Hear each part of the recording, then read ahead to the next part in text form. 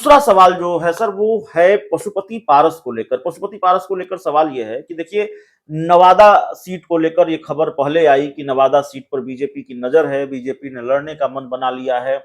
Vaishali seat को लेकर भी अब चर्चा तेज हो गई है कि वैशाली सीट भी बीजेपी लड़ने का मन बना रही है और शायद बीजेपी उसकी तैयारी में जुट गई है, क्योंकि एक लिस्ट की बात सामने आती है। आज मीडिया रिपोर्ट्स में भी इसकी चर्चा है, तमाम अखबारों में भी, कि भारतीय जनता पार्टी के पास एक लिस्ट है जो बीजेपी ने या तो लड़ी नहीं है या जीती नहीं है, शायद लड़ी नहीं है, और उस लिस्ट में वैशाली भी आता है। जेपी नड्डा भी पिछली दफा बिहार आए तो उन्होंने भी अपनी पार्टी के नेताओं कार्यकर्ताओं से कहा कि उन सीटों पर चुनाव उन सीटों पर बीजेपी को लड़ना है, जीतना है जहां जो सीटें हमारे पास नहीं रही है। तो ऐसी 10 सीटें कही जा रही हैं कि बिहार में हैं। क्या ये बात सही है और बीजेपी की नजर वाकई गड़ गई है वैशाली की सीट पर? देखिए, मेरा मेरा मत ये है कि बीजेपी राष्ट्रीय स्तर पर 3 सर्वे करा चुकी है, और जो मेरे पास जानकारी है उस जानकारी के मुताबिक जो सर्वे रिपोर्ट्स हैं वो बीजेपी के शीर्ष नेतृत्व को यही मैसेज दे रहा है कि बिहार की 40 लोकसभा सीट पर इंजन की भूमिका में आपको ही रहना होगा।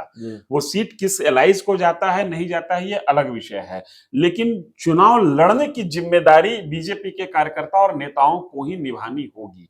तो इस लिहाज से आप उन 10 सीटों की बात कर रहे हैं, मैं कह रहा हूं कि 40 सीट पर बीजेपी की पैरेलल तैयारी चल रही है। मुझे आपकी इस बात से पूरी तरह से सहमत होना होगा, इसलिए क्योंकि ऐसा लगता है, जो लोगों का फीडबैक है, पब्लिक का फीडबैक है, उससे ये बात समझ में आती है कि भारतीय जनता पार्टी के सहयोगी दलों को भी अगर सीटें निकालनी है तो वो मोदी के नाम पर, बीजेपी के नाम पर निकालनी है। और बीजेपी के ही पास संगठन है जिस संगठन के आश्रय वो बूथ तक मैनेज कर सकते हैं। बिल्कुल, उदाहरण के तौर पर हम जिक्र करेंगे वहां जमुई का।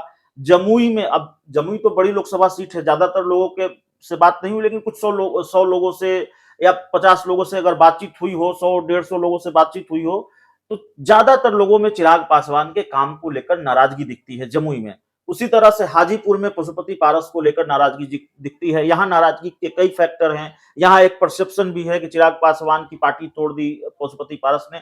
तो जीतना बीजेपी के नाम पर ही है, मोदी के नाम पर भी है, ये बात आपकी सही है। न सिर्फ बीजेपी और मोदी के नाम पर है, लड़ना भी इन्हीं के सहारे है। यही वो संगठन होगा जिसके सहारे जीतन राम मांझी चुनाव लड़ेंगे, उपेंद्र कुशवाहा की पार्टी चुनाव लड़ेगी, पारस जी और चिराग पासवान की। क्योंकि देखिए है क्या ना कि ये जो छोटे छोटे पॉलिटिकल पार्टीज हैं, इनके पास संगठन जो है ना, कुछ एक पॉकेट में, कुछ एक जिलों में मजबूत जरूर है, लेकिन पूरे प्रदेश में इन लोगों का संगठन कागज पे ज्यादा है, जमीन पर कम है। 40 लोकसभा सीट पर बीजेपी बराबर फोकस कर रही है। हाँ, ये बात जरूर है कि बीजेपी जब नीतीश कुमार के साथ अलायंस करती थी तो अपने एलाइज को लेकर थोड़ा कंफर्टेबल रहती थी, क्योंकि नीतीश कुमार के पास भी पूरे प्रदेश में कमोबेश संगठन है, बूथ लेवल तक लोग हैं, कहीं कम हो कहीं ज्यादा हो, जहां से ये लड़ते हैं वहां ज्यादा होगा, जहां नहीं लड़ते हैं। ऐसी स्थिति में अब पार्टी इस मोड में आ गई है कि हमको उन सीटों पर भी नजर रखनी है जहां पर हम चुनाव नहीं लड़ते रहे। कहने का मतलब कि ये कार्यकर्ताओं को मैसेज दिया जा रहा है कि जो सीट आज तक जदयू जीतते रही थी बीजेपी के साथ होकर, उन सीटों पर अपनी सक्रियता बढ़ाइए। भले वो सीट एलाइज को चला जाए, सहयोगी दल को चला जाए, लेकिन संगठन अपना ही होगा, तभी वो सीट। क्योंकि होता क्या है कि जिन सीट पर पार्टियां चुनाव लड़ती हैं वहां पर संगठन सक्रिय होता है और मजबूत होता है। जहां पर पार्टी चुनाव नहीं लड़ती है वहां पर वो पार्टी जितनी भी ताकतवर हो, उस खास क्षेत्र में वो संगठन वहां कमजोर हो जाता है, वो शिथिल रहते हैं। नेताओं को लगता है, कार्यकर्ताओं को लगता है कि हमको तो लड़ना नहीं है, तो हम इतना मेहनत क्यों करें। ये जो बार बार नड्डा जी के माध्यम से या अमित शाह के माध्यम से मैसेज दिया जा रहा है, वो मैसेज उन सीट के कार्यकर्ताओं को दिया जा रहा है जिन सीट पर भाजपा आज तक चुनाव नहीं लड़ रही थी, कि अब आप भी कमर कस लीजिए, संभव है कि हम भी वो सीट लड़े।